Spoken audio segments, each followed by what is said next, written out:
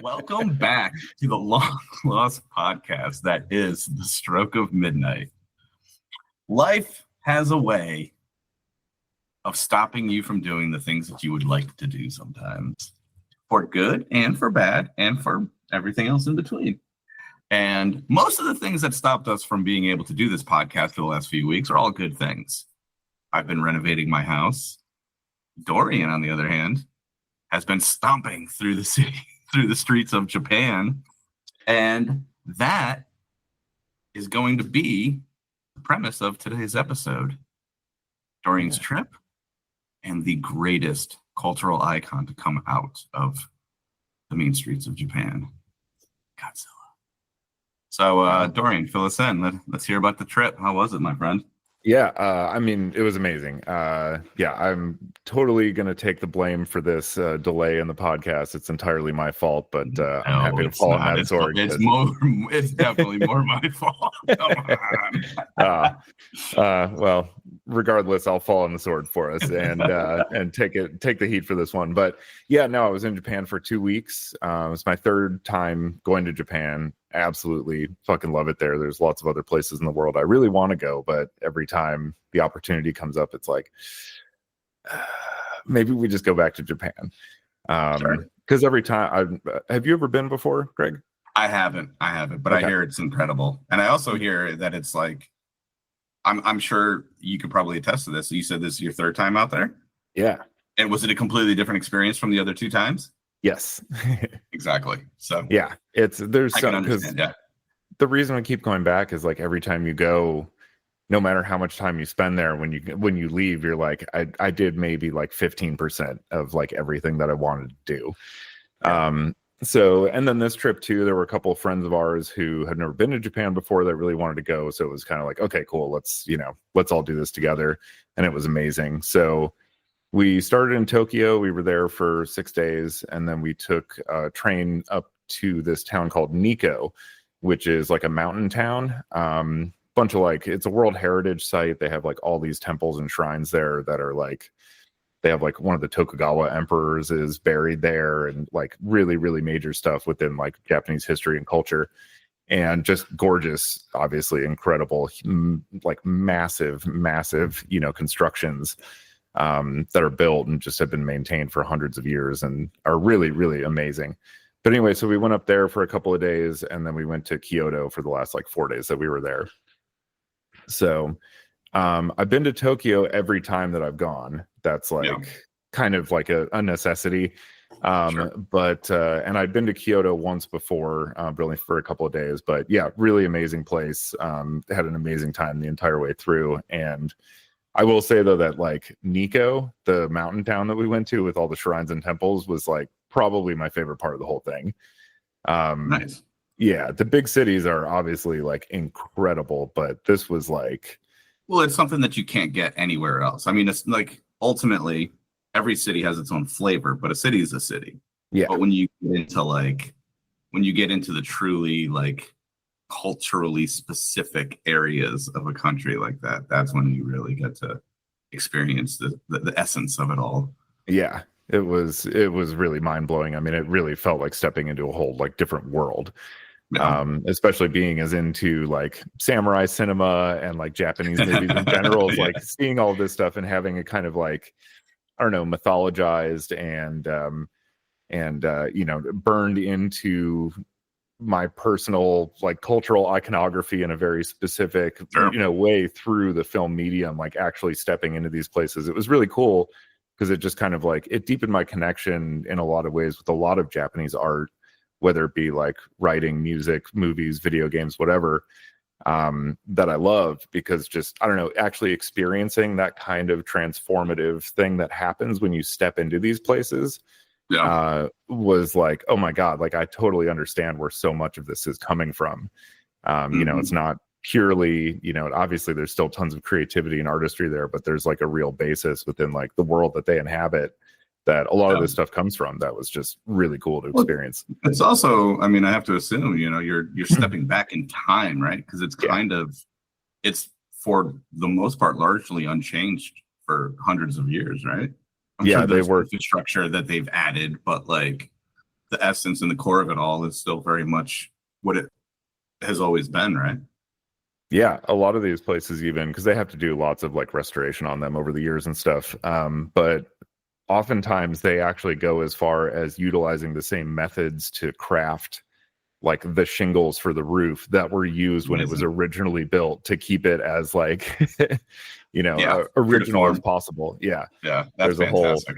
There's a giant, of course, like ship of Theseus question that comes up from all that. But I mean, a lot of these places too, it's like no, like this whole place was burned down in like 2 different wars and like rebuilt from the ground up. So it's like no part of it's original, but we still want to like preserve it as though it were.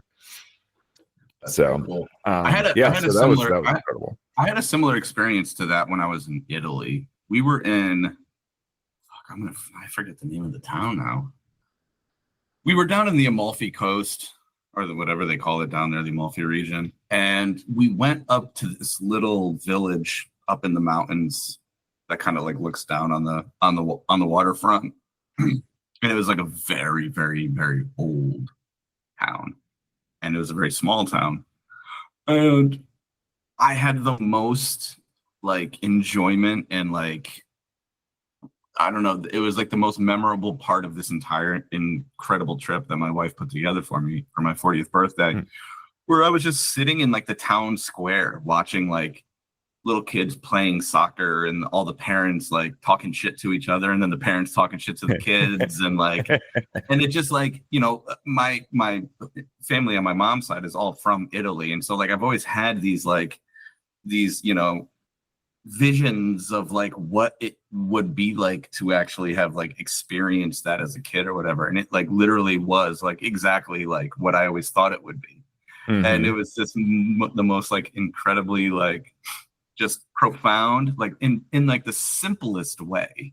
I was just like, this is what I've always thought it was, and it was just like, it was purely magic. Like, it was so great to experience it. Yeah. And it's those simple things, those simple, like this is the culture of this region. And when you get to truly experience it, not as like a tourist, but to actually like be there and be a participant almost, it takes on a completely different, life of its own when you travel abroad. Yeah. No, absolutely. That was definitely a big part. You just very eloquently put, a big part of what Nico meant to us, like all of us on the trip, and the kind of impact that it had, just kind of like, as you said, like stuff that you've kind of seen before and thought, of course, like, this is just like a storytelling mechanism or whatever. It's, it's a bit more like fantasy, like to step into it and see that like, holy shit, no, this is like real. Is wildly profound, has a like deep effect on you that carries with you, and definitely brought it home, and I'm still like kind of feeling the Nico feel, So, ready to chop off some heads.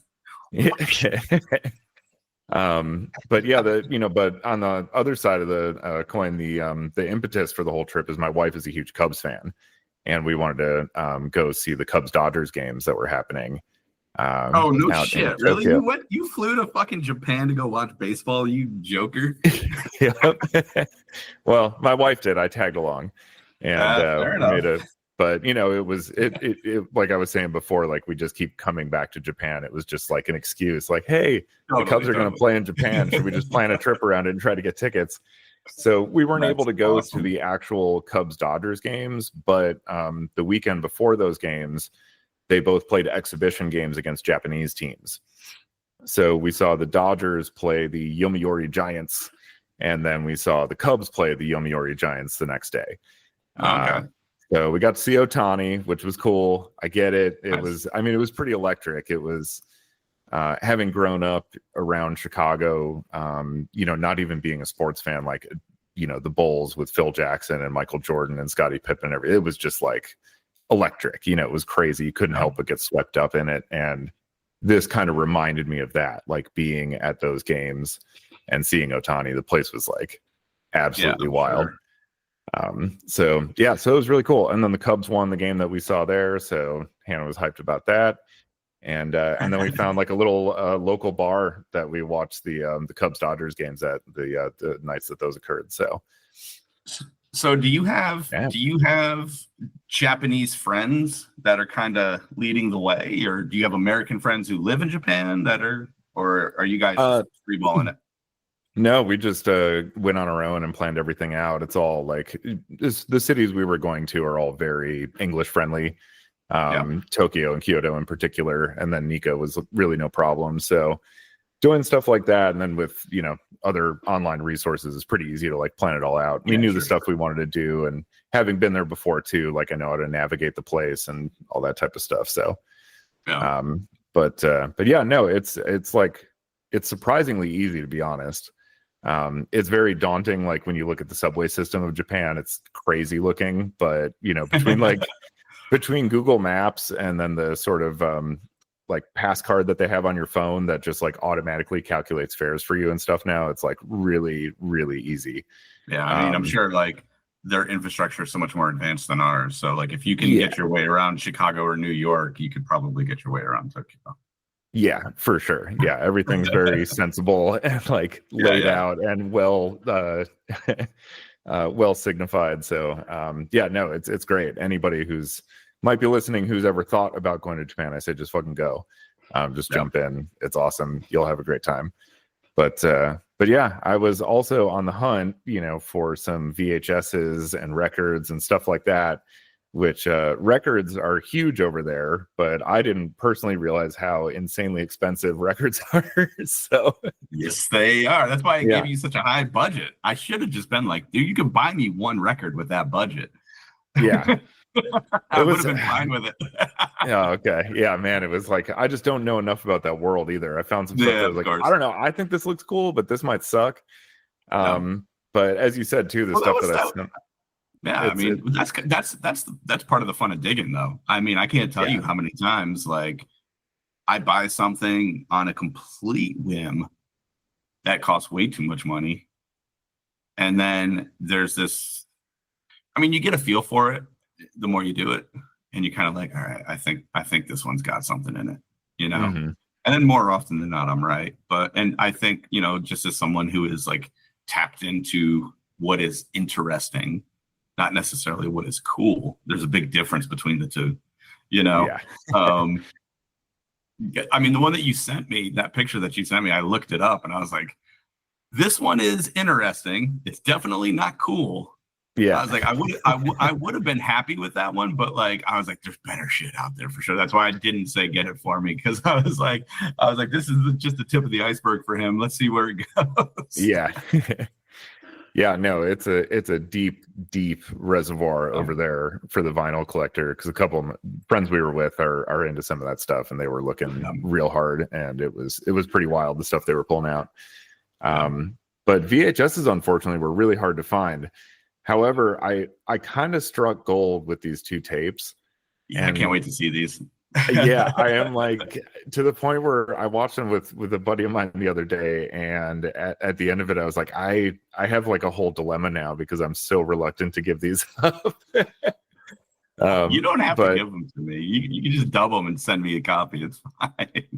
I just know you have a much better VHS collection than I do. Mine's very small. I just have a few things, honestly, that I just sort of happen to have. And haven't gone too far into that, so I feel like they'd be better fit in your collection. But yeah, they're called How to Kill Zombies, Act 1 and Act 2. And as soon as I turned it on, I said to my friend, I was like, I bet there's like an Act 3, and I'm gonna fall in love with this, and I'm never gonna be able to find Act 3, because these are obviously like. It turns out like the people who produce these tapes are basically like the trauma of Japan. It seems like super low budget, just kind of like churn it out and get it out there from like the 90s. And so there's probably very few of these in existence, if even. It's not even like obscure enough or cool enough to be like a collector's thing, so there's not people that are like after it.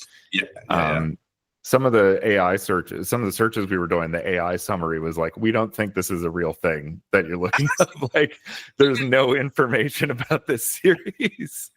Because of course, that's perfect. I've got a few of those. I've got a few of those where like they don't technically exist, and those are definitely those are the good ones. Oh man, they are so awesome. It was exactly as predicted. We watched them. I was like, fuck, I love these. And I will never be able to find Act 3 because, yes, there is an Act 3. And it looks awesome because there's a little bit of a preview for it in parts 1 and 2. But yeah, essentially, the entire show is because they're only 30 minutes each. It's so yeah, like a 90-minute thing total. But each episode is literally an instruction video on how to kill zombies, but they each deal with so is there like an actual plot, or is this like straight up like a infomercial documentary style kind of like this is how you do this? There is a loose plot which actually got more interesting because there's no subtitles on these tapes, of course, so it's all in Japanese, no idea what's going on. But we were able to glean that in the year 1990X, something happened in Tokyo and there's zombies now. And there's basically like a woman who's in a prison and she escapes and is attacked by zombies. And as she fist fights the zombies, every time she throws like a punch or a kick or any type of maneuver, it freeze frames onto what she does and goes into like a 2-minute explanation of this attack and what effectiveness it would have on a zombie. And occasionally there's like really cheap 90s computer graphics of a body to show you what's going on. And it's magnificent. That's fucking awesome. So yeah, the entire episode basically plays out like that with like, and it's comical where it's like it'll do this 2-minute explanation, go back to the fight, and literally like I don't know 36 frames of action occur before another punch is thrown, and then it freeze frames again and goes to another explanation. Oh man, I can't wait to see this.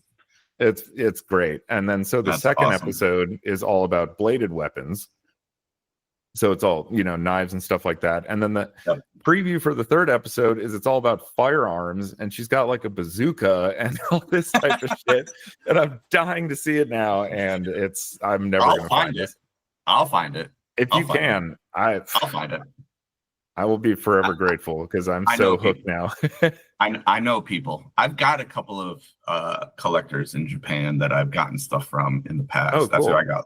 That's where I got the original Star Wars trilogy from and stuff. So I'll drop him one. See if he's got a lead.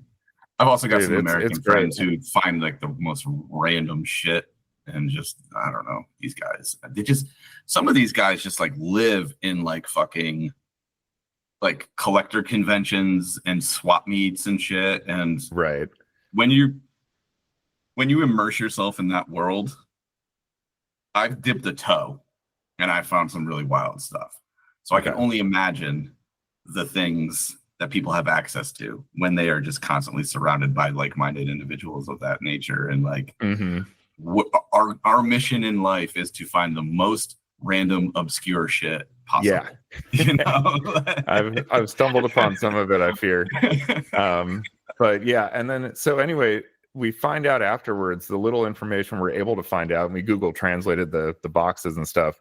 It turns out that the woman who was in prison at the beginning of this, that's been killing the zombies and ostensibly teaching us how to kill them, is an international terrorist who was imprisoned for like really good reason. Oh wow. And now she's escaped, and the cop who originally, or I don't know what enforcement agency, originally arrested her is after her. And this is all ostensibly going to come to a head in episode 3.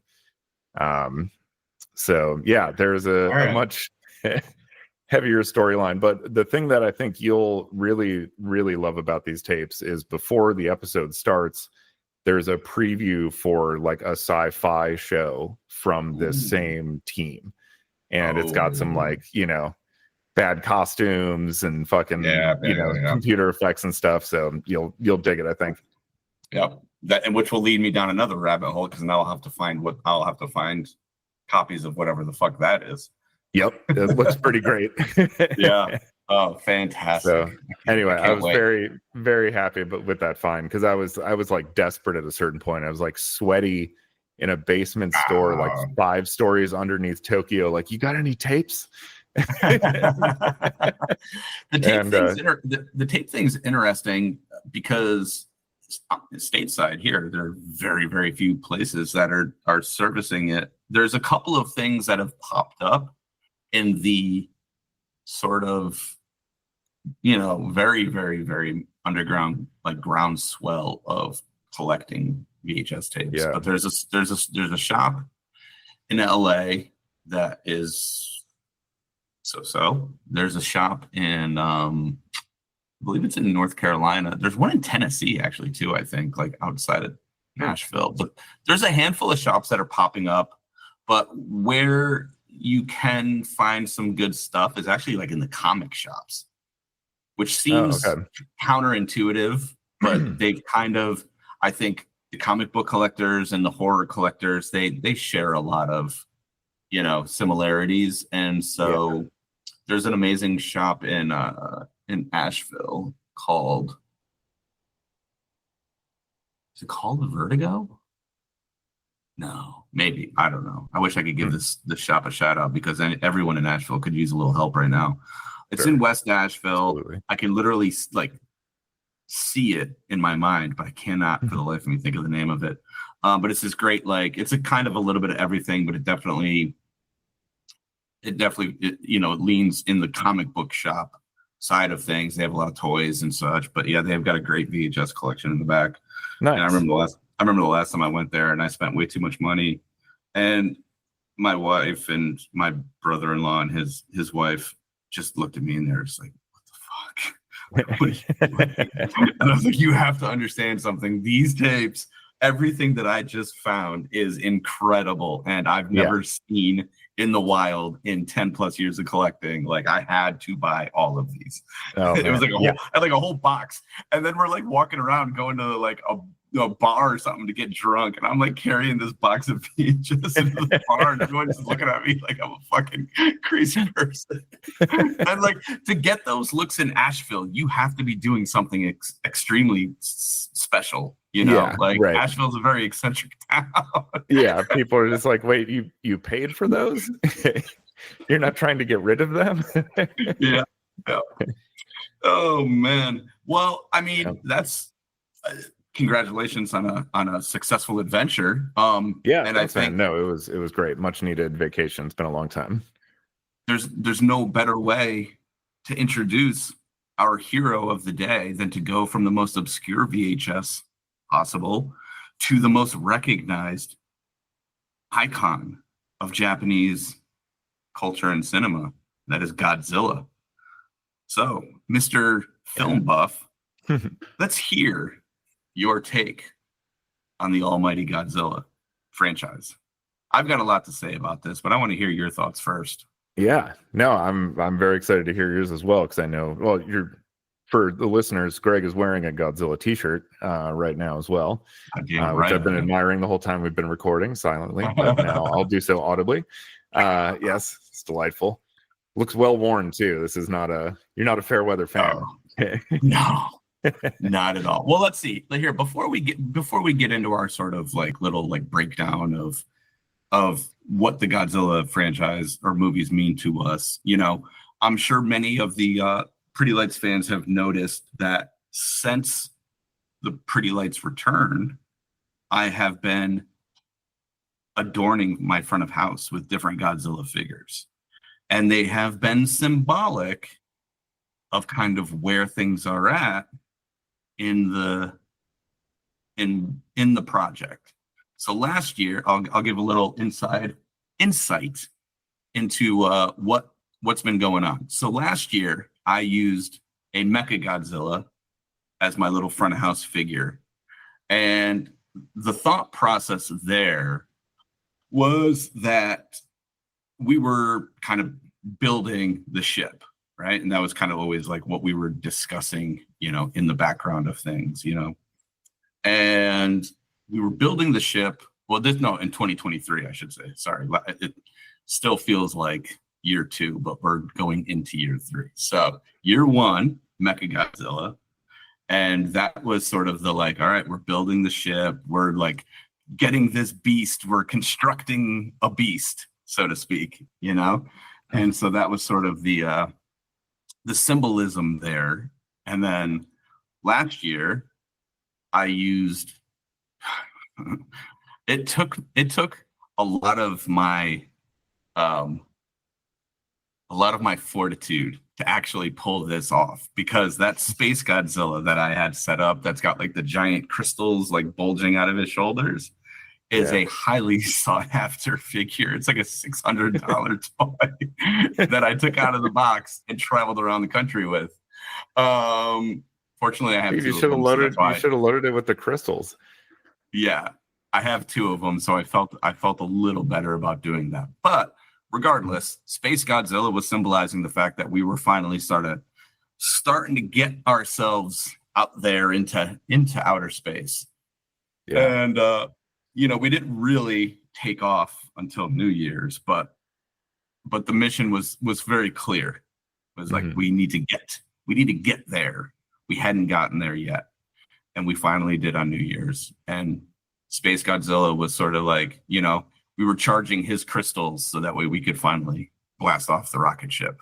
So that was my little like sort of like symbolic little nod to kind of like what was going on in our world. And so I have something new for this year. I was going to say, what will year 3's Godzilla be? You're going to have to wait and find out. So, but it will also be symbolic of state of things, or how I feel about things, maybe. So, yeah. So there's always something to be there. Like, nothing is done by accident. I'm just going to put that out there to everybody. Nothing, and I mean nothing, is done by accident. Yeah.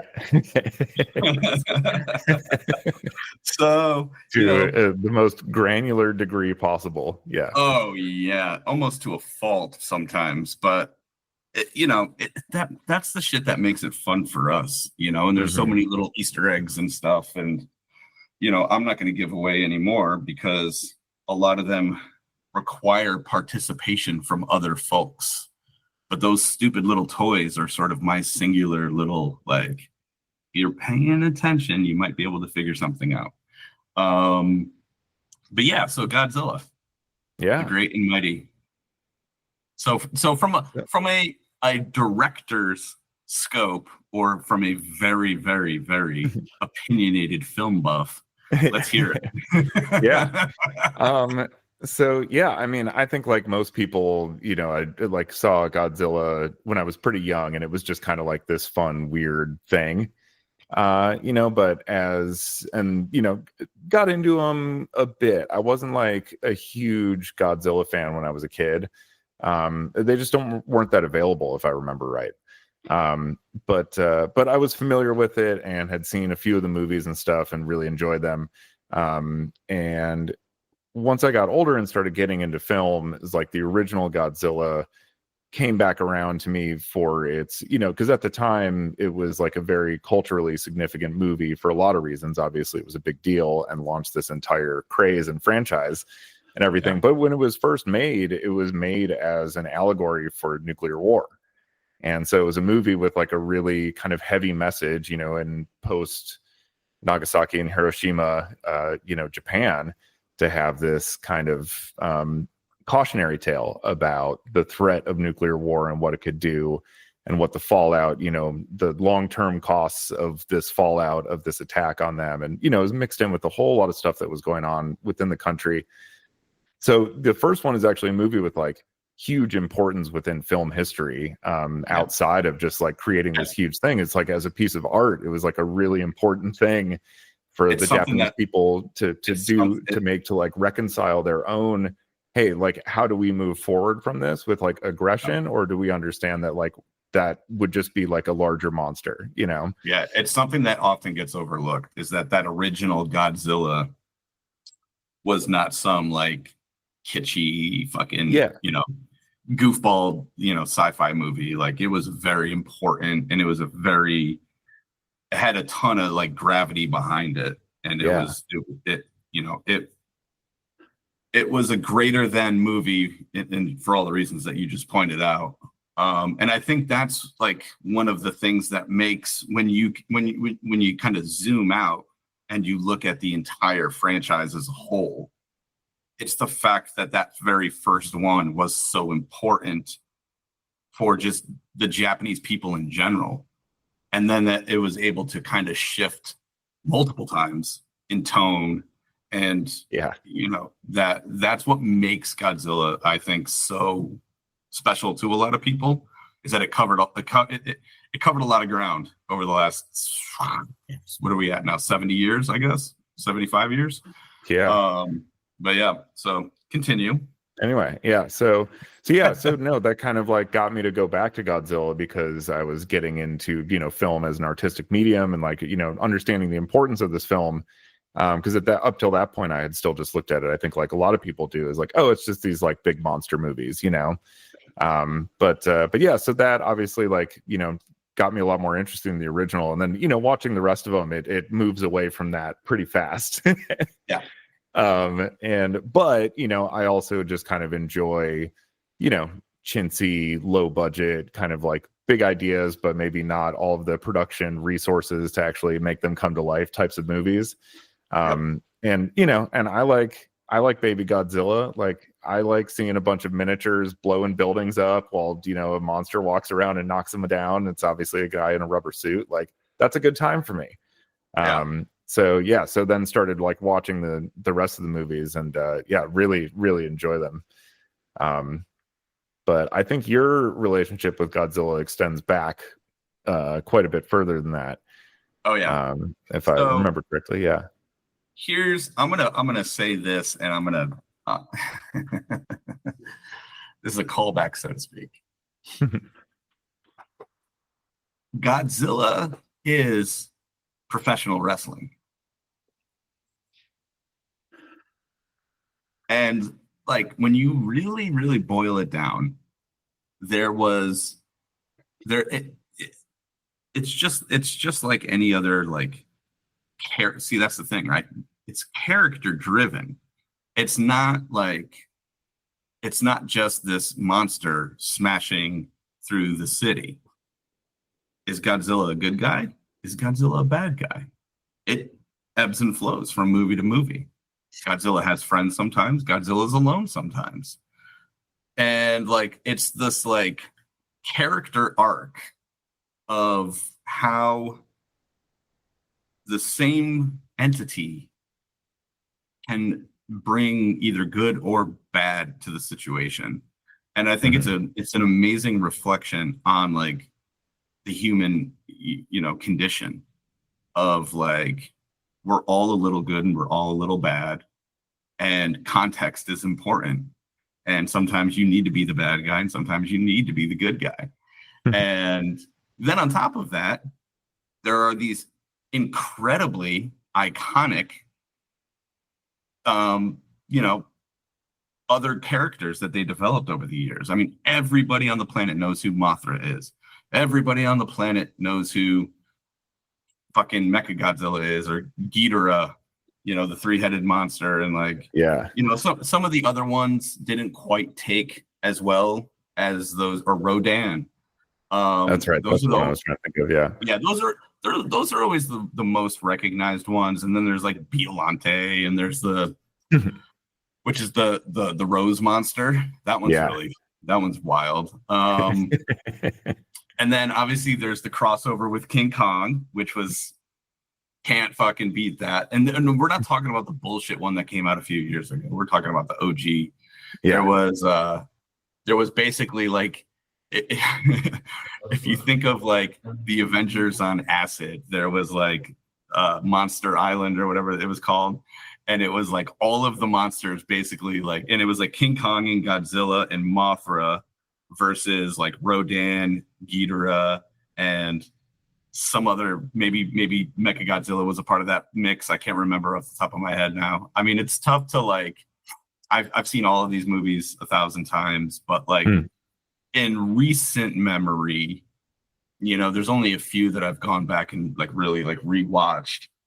But it's it if you really, really, really like step back and like watch it for what it is, it's so much more than just smash them up, silly movies. Like they Yeah. really did try to. There's a ton of heart behind the movies.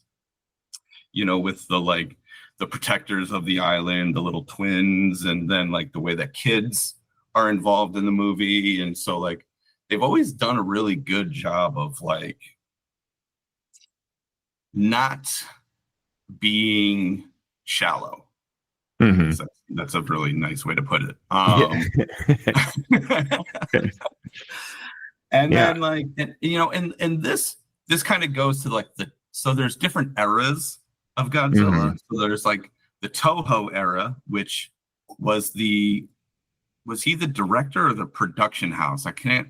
That was the production house. Yeah.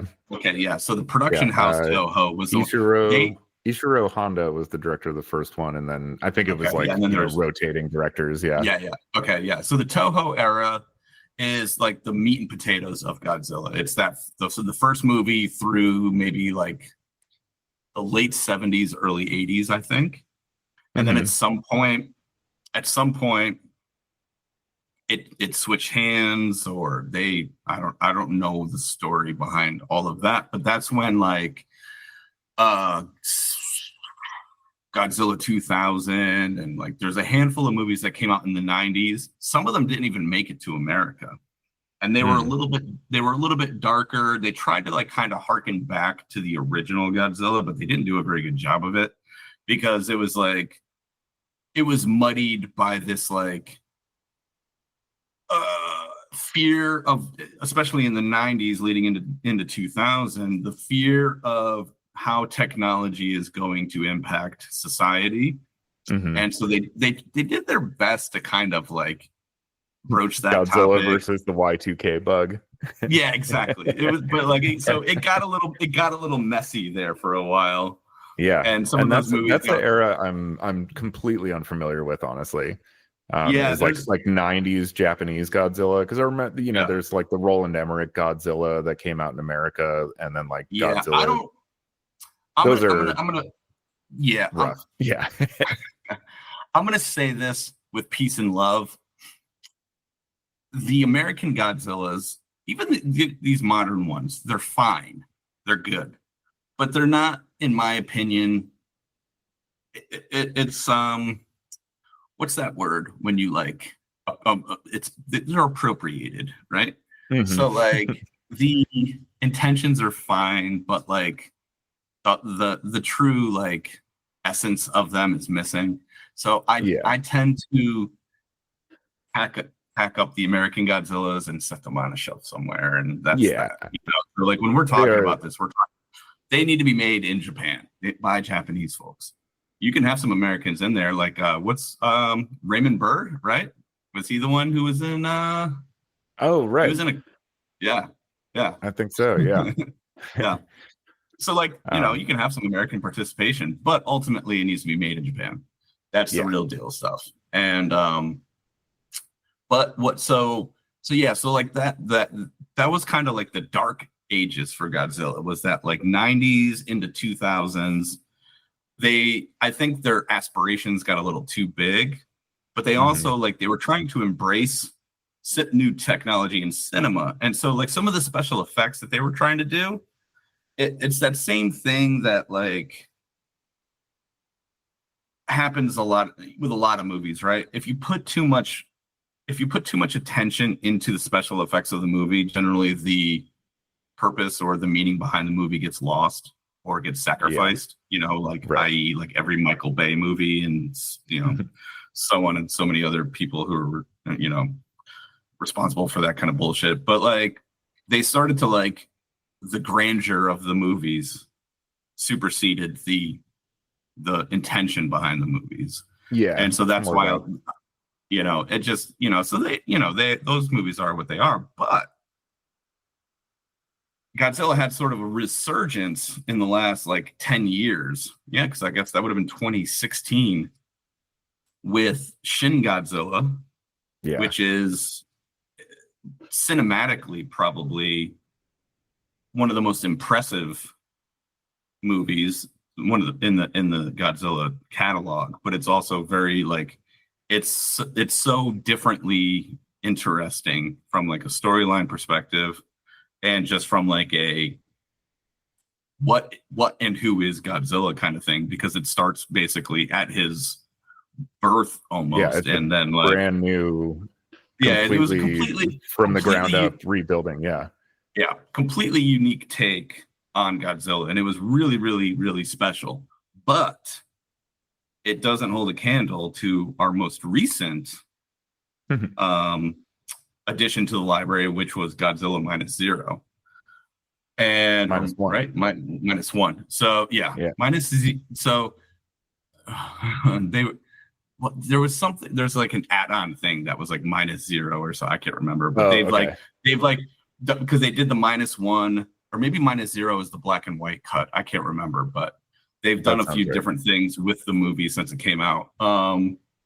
So Godzilla -1 was sort of a love letter to the original Godzilla, to the point where I believe, does it take place during World War II?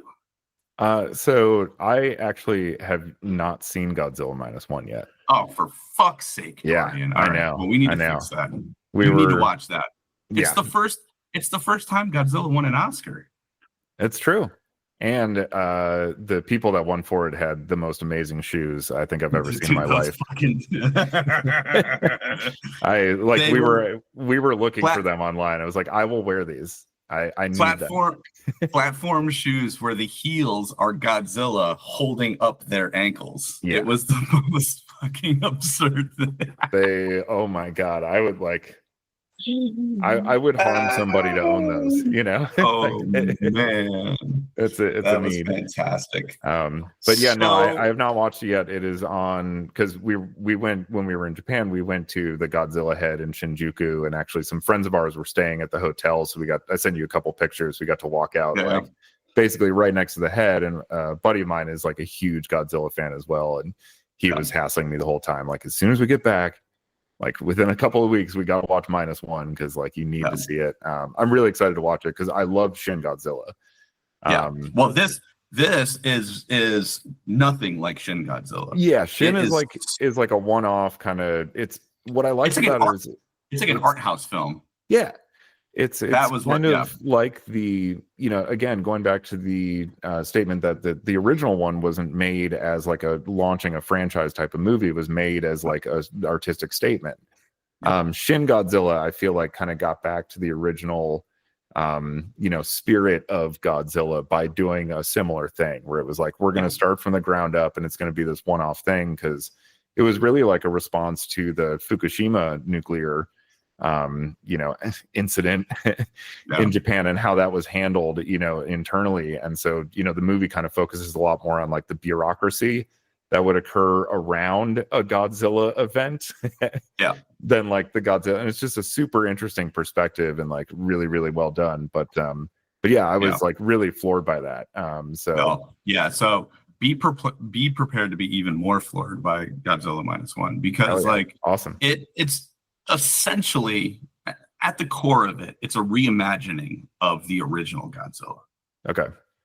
But they do this really interesting thing from a plot perspective with the people that are impacted by the circumstances that are going on in Japan, but also by the fallout of Godzilla's emergence, essentially. And I think it does a better job than not even just any Godzilla movie, but almost any movie, of really detailing a like emotional arc of the characters involved in the movie. I mean, I cried at the end of Godzilla -1. I don't know that I've ever cried at any other Godzilla movie. Maybe I did when I was a kid, but this movie like tore me to shreds. And I think there's a part of it now that I'm a dad, because there's a child involved, and so like there is that aspect where like the relatability of protecting a child and such that that part changes in you when you become a parent. But like, it was visually stunning, but like there's so much meat on the bone as a like monster movie or whatever that like I cannot for the life of me tell you.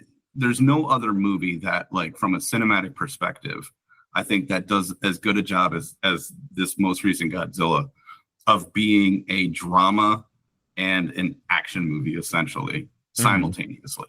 It's cool. so fucking incredible and so special. And they got the green light to do another one. So hopefully they can continue that trend of, you know, being a greater than situation, you know, in their little world of, you know, smash 'em up movies. Right. Oh, that's cool to hear too, because that's, I mean, that'd be like, you know, one criticism of the Godzilla movies is like, and it's not even a criticism because it's like you're there for Godzilla, but like the human characters are like mostly disposable and completely unmemorable. So to have sometimes there's a handful where they, you know, the little girl in Godzilla's Revenge, and that's the thing where there are certain movies where, you know, and this is the one with like baby Godzilla, right? So is it a little boy or a little girl? But like they humanize Godzilla, and these are like the situations where he becomes a good guy. He doesn't become a good guy unless the people around him, you know, kind of like signify that he is now on our side, sort of thing. Right. You know, so there is more to it than meets the eyes sometimes. When he's a bad guy, the people don't mean anything. Because he's very clearly a bad guy in this movie. Yeah. So, you know, and so you got to like kind of take the little signifiers that they give you, you know, depending on what the circumstances are. And I think that's one of the really great things where it's like, it's similar to like music, right? Like a good artist, a good musician can write a great love song, can write a great sad song, can write something that lifts you up, can write something that maybe blows your hair back, right? And that's kind of how I see Godzilla, is like each of these movies can like have their own unique presence. And so like, depending on what mood you're in or what circumstances you're experiencing, you can be like, okay, this is the Godzilla movie that I need to watch right now. There's a Godzilla for you. Yeah, you know, and so there's a Godzilla for every circumstance, and you know, how many different franchises can you say that about? Yeah, you know, it's very few and far between where they kind of, you know. It's really cool that it's become, because it's gone on for so long and has been consistent. Like there haven't been major, like, you know, decades long gaps between entries. That like it has become this kind of interesting, I don't know, timeline or time capsule in a sense of kind of where culture and where cinematic trends and, you know, just general zeitgeist was at each period of time, because you have this similar focal point of Godzilla, but like how they approach the story of Godzilla and even the character of Godzilla over time is like so reflective of like what was going on in that time period. Yep. And it's become an interesting like historical document in a way. In that context that kind of like tells the story of like, and this is a time too when like you know, the country of Japan went through like unbelievable cultural shift from from pre-World War II is essentially like warmongering, closed borders, isolationists, to a place that's known for like mascots and like cuddly cat creatures and like the cuteness capital of the world essentially. And for that kind of shift to occur in like, you know, less than 100 years is like insane and like totally unprecedented. In a way, the Godzilla movies are kind of like an imprint of that change over time, and you can kind of see it reflected in them. And it's like, that's a really cool element of those movies as well, going back to, again, like how, you know, my viewpoint of them shifted over time. It's like, well, yeah, even the first one being artistically important, even though sure it descended into like silliness plenty of times, the sheer like number of them over time now has once again created another like historically significant and like artistically interesting, you know, kind of document. That's like really, really cool. So yeah, no, Love Godzilla. Very impressed with what it's been able to accomplish over all this time, and Go Godzilla. fucking be fun and entertaining to watch. That's it. Yeah, it can have. Yeah. There's a self-deprecating nature to some of the movies, and they are very much like, we're gonna make fun of ourselves, almost, And so you have that, like, there's, self-awareness of like, okay, well, this is what we're doing now. We're going all in. Yeah. It wasn't like we're trying to be serious, but we're failing. It's like, no, we're gonna have some fun with this one. So totally. let's have some fun, Yeah. And I think, when you can kind of like understand the situation that you're in, where it's like, okay, we've done the dark shit and we've done the like super serious, and we've made statements, and it's like, but this isn't what people want right now, or this isn't what people need right now. Let's reflect this other side of what this all can be, and not question the like integrity of it all. The integrity is still there because they understood that like this is what needs to happen for this character to be relevant still, and we're okay with that. Mm-hmm. And that's a really valuable lesson for any like artist or any creative to learn, is like, you don't have to be the same thing all the time for the rest of your life. Reinvent yourself. And if you feel pulled in a certain direction, trust that instinct or trust that feeling and just go with it, and embrace it, and see where it takes you. You got to just ask yourself, what would Godzilla do? I ask myself that every fucking day.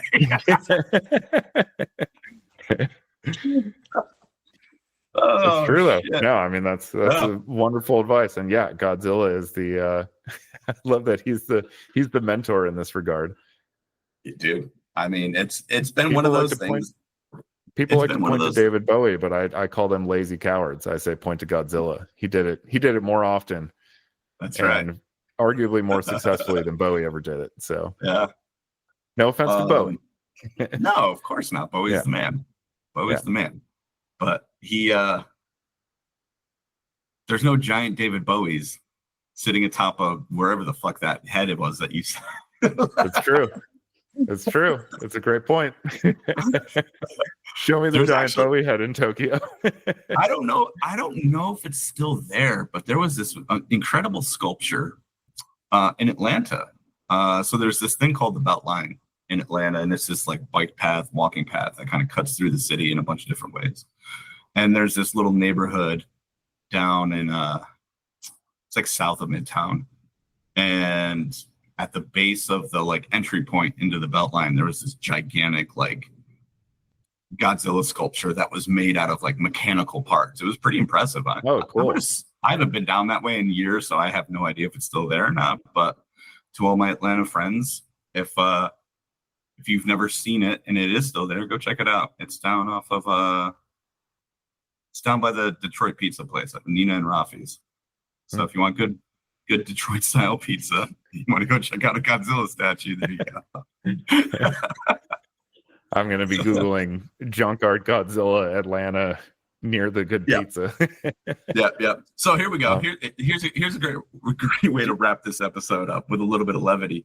As a Chicagoan, what is your opinion of Detroit style pizza? So I'm also like I'm some sort of traitor, because I'm a thin crust guy. Personally, I like thin crust. However, I definitely get down with the deep dish. I love Lou Malnati's Detroit style. Honestly, I think I've only had it from like Jets. Well, that's not fucking exactly. Detroit I don't feel like pizza. that's like a fair. That's like saying Little Caesars is. That's like saying Little Caesars is Detroit style pizza. Like, just because Little Caesars is from Detroit and so is Jets doesn't make that like. Jesus. Well, they do the Jets does the like every piece is an end piece kind of style. That's the Detroit style, right? Sort of, yes, but we're yeah. What's I a haven't proper actually. Detroit style pizza then? Well, see, here's the kicker about this, right? I don't know that I've ever actually had Detroit style pizza in Detroit. I've experienced it in other cities, and it is a unique way of making pizza. It is like it's not deep dish. It's similar to like a Sicilian style, so it's a little thicker, but it's not as like fluffy as Sicilian style. So it's like it's Mhm. square and it's dense, but it's not like a fucking brick like Chicago style pizza is. It still has like an airiness to it, but not a fluffiness to it. I'm not doing a great job of explaining it, but you just got to try it for yourself. But they do this Yeah. like the way that they cook it though, it is like it's got like a sear to it almost. So it's like a little bit more browned. Yeah, Um you get like the cheese kind of like caramelizes around the edges yeah, yeah, and like the a bit. crust is So like yeah, you get really the crust is really like crusty. There's no like give to it, or there shouldn't be anyway if it's done right. yeah. Um so like one Like of the crust things, brittle. so I've lived in Atlanta now for 10 years, right? And as a New Yorker who also happened to live in New Haven, so like, and my family's from New Jersey. So I've experienced all of the great, truly great pizza of the United States. And they're all Mhm. special in their own right. Like there's incredible pizza that comes out of Jersey, there's incredible pizza that comes out of New York, there's incredible pizza that comes out of New Haven, and they're all a little different.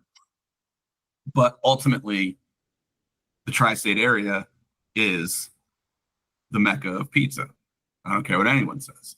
But what I've learned living in Atlanta now for the last 10 years and not having access to the said great pizza is that I've learned to have an appreciation for other regions' take on Mhm. pizza. And Detroit style is by far my favorite outside of New York or New Haven or whatever. Okay. I do like Chicago pizza, but it's like a thing. It's like its own thing. I don't think of it as pizza. I Yeah. It's I just think of it it's as kind this of a thing that, it's kind of a cheese casserole. Like yeah, I think of it as of this thing that has the same ingredients as pizza, but is not pizza. It's almost like the old joke is like when you go to Taco Bell, there's 800 things on the menu, but they all share the same six ingredients, right. Yeah. right? That's what Chicago pizza is to me. It's a gordita as opposed to a taco or something. I don't know, right? Yeah. It's a It's the theme and same thing, but it's variations not. kind of play on it. Yeah. Yeah. What if the sauce was on top? Yeah. Uh, um I so I lived in Boston for several years, and then moved back to Chicago. But while I was living in Boston, I went out to visit my brother in Los Angeles, and he told me that there was a really good Boston style pizza place nearby that he wanted to take me to. And I was like, what the fuck is Boston style pizza? I, I mean, I it's lived it's like in Boston for like 4 years. I've never it's heard like of Pizza Boston Hut, style right? It's pizza. like just kind of like It kind of like was thick, I thick it was crust, like kind of. it was just like thin crust pizza. I mean it was good, but the guy had a whole thing in his menu about how he like trucks water in from Boston to Los Angeles to make the dough with, and claimed that like that made all the Yeah, difference. yeah. And that's why he called it Boston style pizza, because I was like I've lived in Boston. It's not that big of a place. I've never heard of Boston style pizza. No, What yeah. I what mean, even is this? Yeah. any pizza that I've eaten in Boston has generally been disappointing. So it's not something I Like would brag yeah, about. I mean, that's no, that's here's the food thing in though. Boston for the most part. Well, I mean, listen, Boston has its specialties, I guess, clam chowder and Seafood, but yeah. yeah, seafood, anything water related. But I think like that notion of like trucking in Boston water is probably similar in vein to, the whole claim to fame of New York pizzas, that or the tri-state region in general, right? It's like, Mhm. so Boston's not that far away, so it probably shares a lot of the molecular similarities to New York and Jersey water that does make any, dough related goodies Yeah. special, because same thing with bagels and breads and such. There is something to that. There is a science to it. We have a friend in Denver, Josh Pollock, who apparently made a machine to fucking be able to replicate New York style water or New York water or whatever. He he's got a bagel shop and he's got a pizzeria. What the fuck's it called? We're gonna give shout outs to all of our friends' businesses on this episode. Yeah. If we can remember their names. Yeah. If I can remember their names. I'm so bad with this stuff. Oh god. There's probably a bunch of people listening to this podcast screaming at me right now. Yeah. Just say the bagel name. the bagel shop is next door to Cervantes, if I remember correctly. So if you're in Denver and you want a good bagel, go to the bagel shop next to Cervantes. So just there you go. It's a fucking Easter egg hunt. I don't know. Yeah. And the pizzeria might be across the street. I can't remember. It's been a while. But either way, Josh, great job. You're doing good things in Denver. So he's got that lab grown New York style water. That's right. That's right. That's amazing. So, I love that. Yeah. I want to know all about this machine now. there is a write-up on it somewhere. He got like a write-up in like some like either tech or food magazine. I can't remember what it was. This is years ago when he first did it. But yeah, it definitely made some headlines, I think. Yeah. But yeah. I love that. So this episode's gonna be a little different than the rest. We're gonna wrap up and we're gonna cut to a little interview that I am about to do with a new friend that I made. His name is Bill. He invented a music controller called the dogpaw. And it's supposed to be some pretty interesting kind of new technology. So Dorian, thank you. Welcome home. Thank you. And enjoy this little interview that I'm about to do with my new friend, Bill. Dogpaw Instruments. All right. Thanks. All right. Well, this is a fun new adventure for the podcast. This is our first interview for the Stroke of Midnight. I've got Bill Bartkey Krogan and Trevor Hoffman. They are the developers of a fun new hybrid instrument called the dogpaw. I got a chance to get my hands on one, but I haven't had a chance to dive into it too much. My apologies, guys.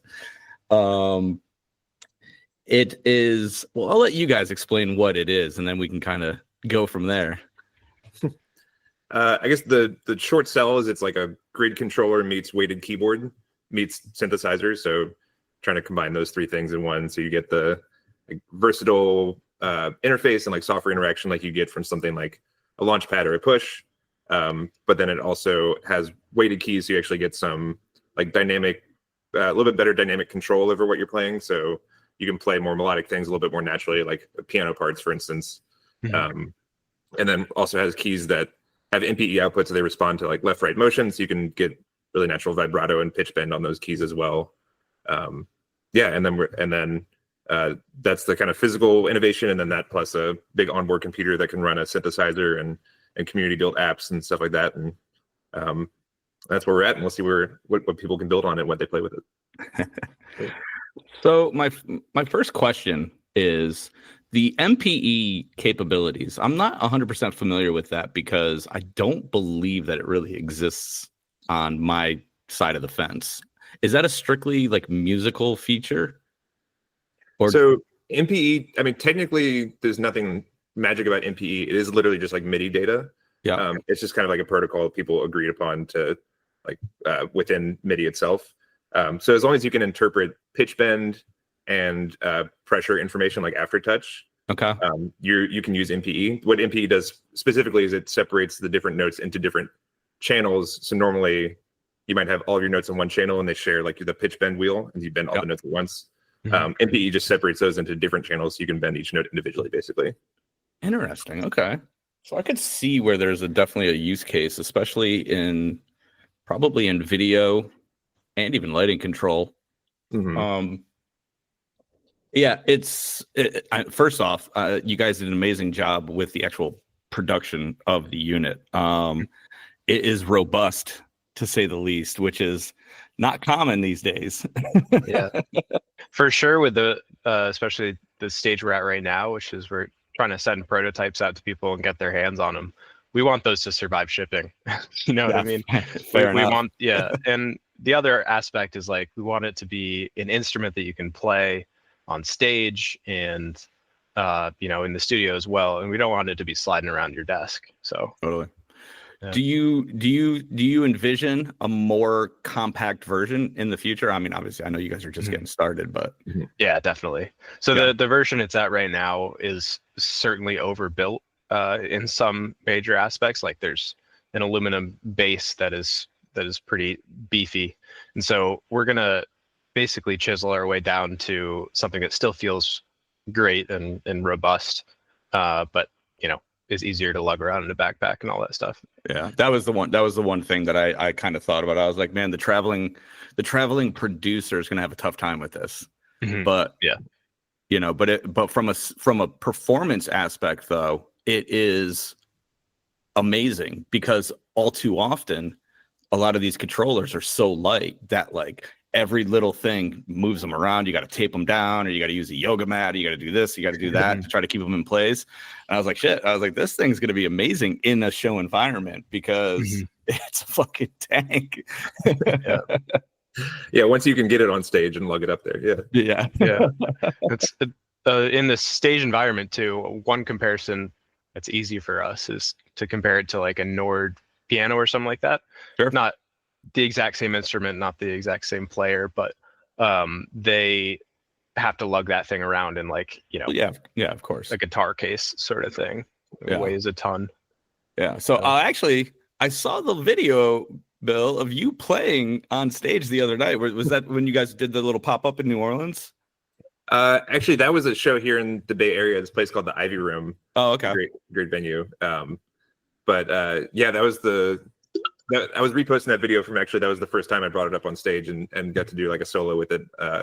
Which was that was a blast. It was rocking. I was like, damn, he can make that thing go. It's nice. I mean, I had it there set up to. I've been like experimenting with the layout that I find the most natural. There, I had it set up like a guitar, so otherwise it kind of breaks my brain if I'm trying to play bass and then jump directly to the dogpaw. Different layout, like two layouts at the same time. Right. So, yeah. Why don't we talk about that a little bit? Because I remember that being a big kind of standout feature of what you guys have done here is the different layouts, and there's a formula that you've created, if I'm not mistaken, that kind of lays things out in a more natural progression as opposed to like what a standard instrument layout would look like.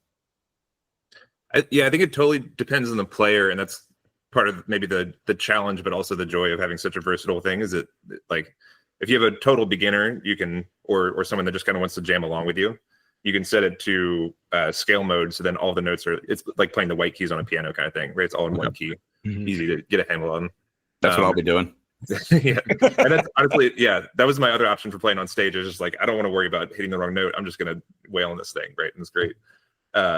The option that I usually go with is to lay it out like a guitar. So then you imagine taking like a guitar, setting on the table in front of you, so the strings are going left to right. You're basically playing in the exact same layout as that. So you can kind of visualize the shapes. Like if you have the muscle memory from playing your major scale on a guitar, you can use that on the dogpaw, and it transfers over pretty easily. So it follows like the natural progression of how the notes are laid out on a guitar. Right. Yeah, like an 8-string guitar, basically. Yeah. Okay, gotcha. Very cool. And then as far as like customizing layouts, what does that look like? Yeah. So then you can. The other way I play is I'd shift it to tritones instead of fourths. So like a weirdly tuned guitar, maybe. So then that has like some other interactions with music theory that are really nice in terms of like visualizing scales and stuff. But yeah, you can. I mean, the sky's the limit on like you can have each key mapped to just a random MIDI note if you want, or a MIDI chord. Trevor and I worked on an app for a little bit that simulates the tuning of a kora. So this like a Western African string instrument with what is it, 22 strings, maybe something like that. Yeah, 16 or 22, I think. Yeah, there's a couple different versions of it. But it's fun to have maybe the first electronic version of that instrument. Mhm. Very cool. Very cool. That's one of those things I've always found a little interesting, because I know like what is it, microtonal, synthesis and all that kind of stuff's kind of become very like in these days, but Mhm. but there's still this like disconnect, I feel like, from traditional instruments versus what a lot of these hybrid or even synthesizer controllers, the way that they approach it. Because like if you think about like, I don't know, like a lute or something, right? Like if you can give people those capabilities in a digital format, like I have to assume that you're going to be able to produce new sounds that people haven't really discovered yet. Yeah, for sure. Yeah, Well, something that came to mind is King Gizzard and Lizard Wizard did a whole microtonal album. I think microtonal banana or something like that. And they had a whole set of instruments made with the frets in certain places, so that it's one particular tuning. They're not playing every single half tone, semitone in between notes, but that's the sort of thing that before you get that instrument made, you can mess around with any number of things, just programmatically on the dogpaw. Very cool indeed. In terms of the actual sound engine, what exactly is going on under the hood there? So that's something that we made in-house. Right now, you can kind of think of it like, what's that? Almost like similar to how Max MSP is set up, where you have kind of nodes and you can drag things between them. That's kind of the internal structure. And what we've exposed right now just through the apps is like a really simple like preset list where I've kind of built certain audio graphs that just have a few different types of sounds you might want to mess with. Yeah. But it's got like a wavetable synthesizer and a sampler and effects that you can all kind of tie together, and those are all available through the developer API. So in addition to kind of over the next year before we ship the Kickstarter, which will be within the next year, we'll be like building some sounds for that and developing our own kind of like baseline synths so people can get up and running and load their samples on. But that's something that we're also excited to see, like what people want to build with, once they have access to the really low level efficient sound engine that runs directly on the Raspberry Pi. Then they can kind of build their own sounds as well. Will there be a future where third-party VSTs are an option to put like onto the device itself? That's definitely something we've talked about. I can't 100% say yes. That is like on our roadmap as like a high priority thing, but sure. Yeah, we haven't totally settled on that yet. And then as far as like the MIDI programmability of it, so if you were to break the controller out of like the instrument mindset and set it into like a more open format, just MIDI controller, what does that look like? I mean, are you able to, is there a sequencer? Is there an onboard sequencer built into it? Not currently. That's actually also in the category of like within the next few months before shipping, when I build that app. Already have some ideas of like how to go about that, but that's I think the number one requested feature actually is like having some kind of sequencer looper set up so that you can just kind of demo it. Because I think about like sampling. I think about like in the what this may offer beyond what most like standard like MIDI controllers have to offer is that because there's a brain in the device, being able to actually like record playbacks for any situation, whether it's musical or visually creative or whatever. So I think that if you can have the sequencer live almost externally of the sound engine, right? That's, I mean, you're reaching us at, I think, a pretty exciting time for like having these discussions, just in terms of what our roadmap has had to be with like development. Hardware is obviously going to be much slower to develop and a trickier thing to build, and so we've really focused on that. And then getting the funding through Kickstarter so we can really start to ramp things up. And then we put in the basics of the software, but now is the time where we're really reaching out to people and hopefully people reaching out to us and like telling us what they want, and we're going to build that. So if anyone's listening, email us with all these suggestions. These are great. I love having these conversations now. I mean, I've spoken to a few friends of mine who are all very much, intrigued by what you guys have done. And I think, when you find the line between what's like a utilitarian device and what's a creative device, and you seem to have landed right smack dab in the middle of it in a really nice way. And so I think, if you keep getting the word out, because I mean, you guys are crushing it on Instagram, so just keep doing what you're doing. And I think the more people that get their hands on it, the more people will see that you really have come up with something new and interesting. So kudos to you. I appreciate that. I'll credit Trevor with kind of pushing overbuilding it from the start. I think it's like something that we end up doing, which helps a lot, because then you don't really have to make that many trade-offs between, is this a creative device or utilitarian? Yeah. If people want it to do something, we want it to be able to do that. Right? That's fantastic. Yeah, for sure. Yeah, and I like the ability to set it to some of the simpler modes. I say simpler, but I guess more familiar modes, and just play along with the track or something like that. Sure.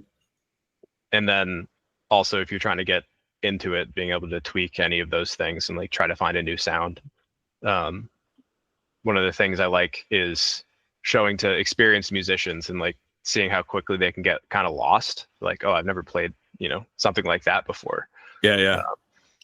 It's pretty cool. That's so. Remind me again, where are you guys based out of? So I'm in Boston, East Coast. Okay. And I'm over at West Coast in Oakland.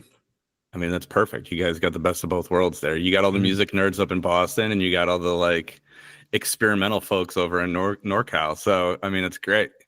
Yeah, tonight I'm actually bringing out this up in San Rafael. There's a party with it's funk music on one stage and then like slam poetry on another stage. So get to try it out there. Perfect. Yeah, great scene. You can really run it through its paces. Well, when I get home from this dusty place that I am currently in, the first thing I'm going to be doing is pretending that I'm a musician and pumping this thing through my video synth and seeing what comes of it. Because I think one of the cool things for me, I don't know how familiar you guys are with the analog video synthesis stuff that I do, but not being a musician, not being like formally trained anyway, I struggle with being able to like actually send audio waveforms into my synthesizer and then being able to share it, because like copyright bullshit and so on and so forth. And so this controller, the first thing that caught my eye was the layout functionality and seeing that like, oh, maybe I can actually fumble my way through some kind of melodic thing or whatever, and be able to actually start putting content out again that I don't have to worry about getting slapped on the wrist with something. But then also simultaneously like sending single sounds out as opposed to like using someone's pre-recorded track.